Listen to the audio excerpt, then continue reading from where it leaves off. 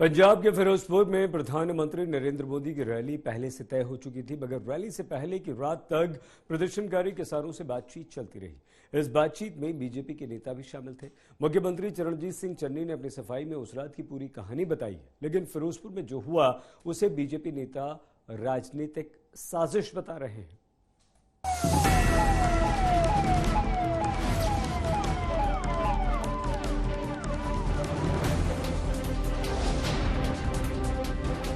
फिरोजपुर में प्रधानमंत्री नरेंद्र मोदी की सुरक्षा में हुई चूक पर घिरे पंजाब के मुख्यमंत्री चरणजीत सिंह चन्नी ने आज तक से एक्सक्लूसिव बातचीत में पूरे मामले पर अपनी सफाई दी।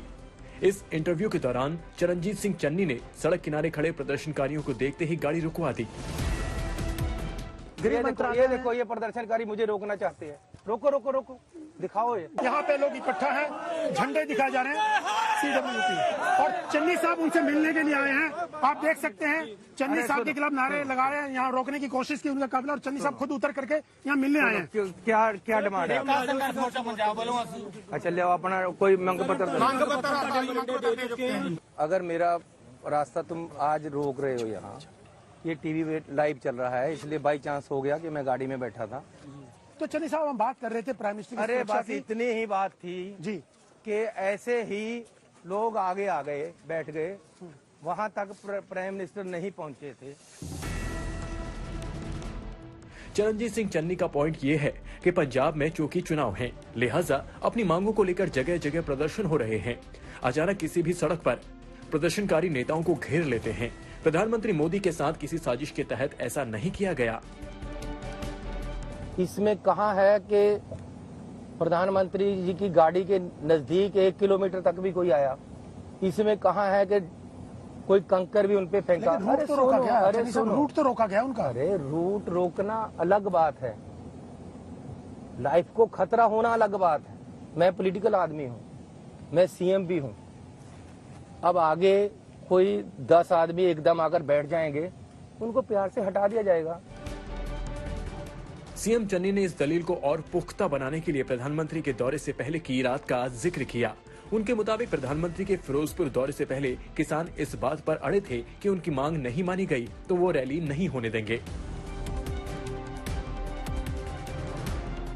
चन्नी कहते हैं कि उस रात गृह मंत्री अमित शाह ने खुद फोन पर उनसे बात की। वहीं बीजेपी के पंजाब प्रभारी और केंद्रीय मंत्री गजेंद्र सिंह शेखावत ने पंजाब में डेरा डाल रखा था। वो भी किसानों को समझाते रहे। आखिरकार रात 2 बजे बात बनी और किसानों ने रास्ता खाली कर दिया। अचानक वो पीएम के रास्ते में कैसे आ गए, इस पर सीएम चन्नी और बीजेपी नेताओं के बयान अलग अलग हैं। रात को 1:30 बजे मैंने डायरेक्टर आईबी से टेलीफोन किया, उन्होंने उठाया नहीं। सुबह 6:30 बजे मेरी उनसे बात हुई है। अभी भी मैं आपको दिखाऊं, मेरे मोबाइल में वो कॉल है जो मेरी उनसे बात हुई। उन्होंने भी सेटिस्फेक्शन जारी की, मैंने भी, कि हाँ ठीक है, प्रदर्शनकारी उठ गए। ये सुबह जब वो उस रोड पे जा रहे थे, गांव से आकर निकलकर बैठ गए 10 आदमी। गांव नजदीक ही है, तो इसको हटाया जा सकता था। ये प्यार से भी बात सेटल हो जा सकती थी। अगर वापस चले गए तो भी क्या हो गया। तिथि से लेकर के आज तक अगर आप सब एक इन टोटलिटी अगर आप देखेंगे तो ही हम जो है इसको पूरे को समझ पाएंगे कि किस तरह से एक षड्यंत्र रचा गया, किस तरह से जो है प्रधानमंत्री जी के वहाँ रैली स्थल पर न पहुंचे इसकी व्यवस्था की गई, किस तरह से प्रधानमंत्री जी की वो रैली सफल न हो उसकी जो है वो चर्चा की गई। इस घटना के बाद मुख्यमंत्री चन्नी ने गृह मंत्री अमित शाह और प्रधानमंत्री नरेंद्र मोदी से मिलने का समय मांगा है। हालांकि उनके मुताबिक दोनों से ही उनकी कोई बात नहीं हुई है। वहीं सोनिया गांधी से उनकी बात हुई और उन्हें चूक में शामिल लोगों पर सख्त कार्रवाई के निर्देश मिले हैं। मगर बीजेपी जहां कांग्रेस आलाकमान को ही कटघरे में खड़ा कर रही है, वहीं कांग्रेस सीधे पीएम पर अपनी सुरक्षा के राजनीतिकरण का आरोप लगा रही है। और जिस तरह से एक जानबूझकर की गई आपराधिक साजिश पर अहंकारी कुतर्क दिए जा रहे हैं, आपराधिक करतूत पर अहंकारी कुतर्क देने की कोशिश हो रही है, उससे ये अपने गुनाह से ये बच नहीं सकते। आप एक देश के केवल प्रधानमंत्री ही नहीं बल्कि विश्व में एक ऐसे लीडर के खिलाफ साजिश षड्यंत्र की गंध आ रही है जो कि दुनिया में आतंकवाद के खिलाफ की लड़ाई में अग्रणी भूमिका निभाते रहे हैं।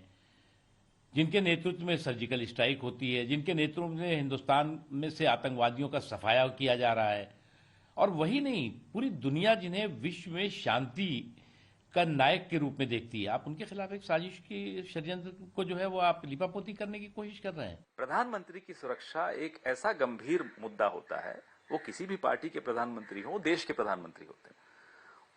प्रधानमंत्री की सुरक्षा का राजनीतिकरण स्वयं प्रधानमंत्री भी नहीं कर सकते। ये घोर अपराध है, ये पाप है। कुल मिलाकर ऐसा लग रहा है कि चुनाव में पंजाब की लड़ाई ने प्रधानमंत्री की सुरक्षा तक को दांव पर लगा दिया है और लगातार जारी सियासी आरोप प्रत्यारोप एक संस्थान के जड़ों को कमजोर करते नजर आ रहे हैं। अशोक सिंघल, सुप्रिया भारद्वाज के साथ हिमांशु मिश्रा, दिल्ली, आज तक।